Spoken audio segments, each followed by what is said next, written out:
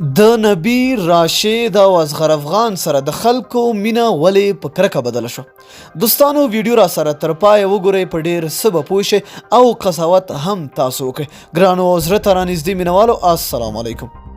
محمد نبی راشد خان او اصغر افغان ته ولس داسې مینه ورکوله چې انسان به ورته حیران پاتې شو. دوی نه یوازې دا چې د افغانستان لپاره په ملي لوبډله کې په لوبېدو ستایل کېدل، بلکې کله به چې دوی په کوم تجارتي لیګ کې واخیستل شو نو ټول ملت به د دوی په اخیستلو او لوبېدلو داسې خوشحاله و تا به فکر کاوه چې پیسې د دوی شخصي جیب ته ورځي او یا یې دا لوبغاړي د کورنۍ غړي دي. کله به چې محمد نبی او راشد خان د هند تجارتي لیګ په بولۍ کې وړاندې کېدل نو ډیری افغانان به ټلویزیون ته ناست او نارې به یې وهلې چې هله به یې پورته کړې. دغه مهال کې به هیچا هم خپل احساسات نشو کنټرول کولی. ولس له دوی پرته له اصغر افغان سره هم ډیره مینه کوله، په ځانګړې توګه هغه مهال چې کله په ټپي حالات میدان ته کوز شو. له هغه سره هر افغان په خپل ځان کې ټپونه احساس کړل، ځکه دا احساس د وطن احساس و. خو اوس دا هر څه ولې داسې بدل شول او په دې کې پړ څوک دي؟ څو ورځې مخکې محمد نبی له خپل فیسبوک پاڼې نن یو پوسټ کړی و چې عزت او ذلت ورکوونکی الله دی. دغه پوسټ ته لاندې زرګونه افغانانو کمنټونه کړي وو او ورته یې لیکلي وو چې بېشکه عزت او ذلت ورکوونکی الله دی او موږ ولیدل چې تاسې مافیا یې ذلیله کړئ او د ملت له زړه نه یې ستاسې مینه هم وایستله.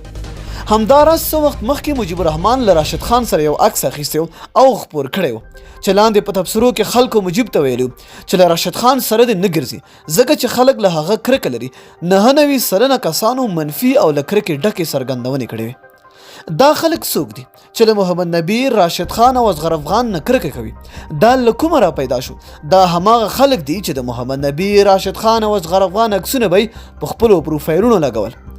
د خلکو له دغه لوبغاړو سره دومره مینه لرله چې د دوی په نومونو به یې پاڼې جوړولې او د هغوی د ستاینې پوسټونه به یې سهار او ماښام کول.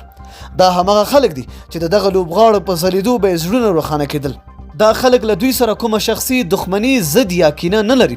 دا خلک په دې هم نه دي خفه چې دوی د دې خلکو ځای نیولی دي، ځکه دا خلک اوس هم له مجیب الرحمن، نجیب الله زدران، رحمت شاه، رحمان الله ګربز، قیس احمد، ظاهر خان او نورو ډیرو لوبغاړو سره همغسې لیونۍ مینه کوي. که څه هم له نړیوال جام وروسته د خلکو له کرکټ سره اوس هغه مینه نه ده پاتې شوې، خو بیا هم پرته له دغه درې لوبغاړو خلک له نورو لوبغاړو سره مینه کوي او د هغوی ستاینه کوي. ډیری خلک په یوه خوله همدا یوه خبره کوي چې د درې کسانو له ملت سره خیانت کړی دی او د هیوادوالو له احساساتو سره یې لوبې کړي. دوی وایي چې دغه کسانو په یوه لوبډله کې بله لوبډله جوړه کړې وه ځکه دوی له نبی، راشد او اصغر افغان سره کومه پوله پټۍ شریک نه لري. د دې هر څه ټوله پړه په همدې درې لوبغاړو ده چې د خپلو شخصي ګټو لپاره یې هر څه تباه کړل او د ملت هم له کرکټ سره مینه ورختمه کړه. نن سبا ډیری خلک د محمد نبی او راشد خان په ښه ځلیدلو نه خوشحالیږي، بلکې دوی چې څومره خرابه لوبه کوي خلک پرې دومره خوشحالیږي. کله چې د بنګلادیش تجارتي لیګ کې د محمد نبی په لوبډلې د هغه لوبډلې پرله پسې څلورو لوبو کې ماته وخوړه نو هغه له کپټانۍ لرې شو او پر ځای بل کس وټاکل شو چې په ټولنیزو رسنیو کې د نبی پر لرې کېدو ډیری خلکو خوشحالي وکړه او ویې ویل چې په رښتیا هم عزت او ذلت ورکوونکی یوازې الله دی. دا خبر رښتیا ده چې عزت او ذلت ورکوونکی یوازې الله دی او له دې وروسته به محمد نبی ته هم معلومه شوې وه چې هغه چې چاته عزت ورکوي نو ذلت هم ورکولی شي. نو دوستانو ډیره مینه او مننه چې ویډیو مو راسره ولیدله. لاندې په کمنټ کې ستاسو نظر راسره اړینه ده. تر بیا بلې ویډیو د الله په امان.